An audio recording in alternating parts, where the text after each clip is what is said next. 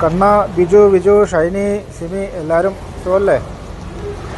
ഞാനതിൻ്റെ ഒരു പിക്ചർ ഞാൻ കാണിച്ചു തരാം. ഗൂഗിൾ എർത്തിലാണ്. ഇവിടെയാണ് ആ പുഴയുടെ ഉത്ഭവം. ഇത് കണ്ടോ, ഇതാണ് ഉത്ഭവം. ഇവിടുന്ന് പൊട്ടി വന്നിട്ട് ഈ പുഴ ഒലിച്ചു വന്ന് ഈ കല്ലും മണ്ണും പാറയൊക്കെ കൂടെ വന്ന് ഇതാണ് മുണ്ടക്കൈ.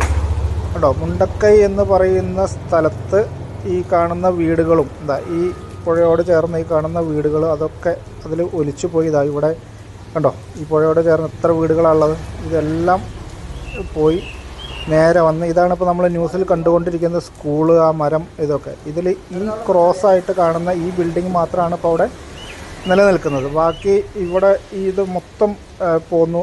ഈ കാണുന്നതാണ് അവിടെ ഒലിച്ചുപോയ പാലം. ആ പാലം, ഈ കാണുന്ന അമ്പലം, ഇതെല്ലാം പോയി. ഇത് പോയി അവിടുന്ന് നേരെ വന്ന് ഇത് കണ്ടോ, പുഴ വരുന്ന വരവ് കണ്ടോ, ഇതിലേ വന്ന് ഇവിടെയാണ് സൂചിപ്പാറ വാട്ടർഫോൾസ്.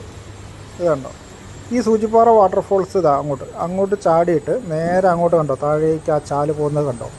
ഇതിലേ പോയി ഇവിടുന്ന് ഇങ്ങനെ പോയിട്ട് ഇത്രയും കിലോമീറ്റർ, പോത്തുകല്ല് കാണുന്നുണ്ടോ, ഇതുണ്ടോ, ഇത്രയും കിലോമീറ്റർ ഒഴുകി പോയിട്ടാണ് ആ ബോഡികൾ കിട്ടിയിട്ടുള്ളതെന്ന് പറഞ്ഞാൽ അതിൻ്റെ ഒരു ദുരന്തത്തിൻ്റെ വ്യാപ്തി എന്താണ്.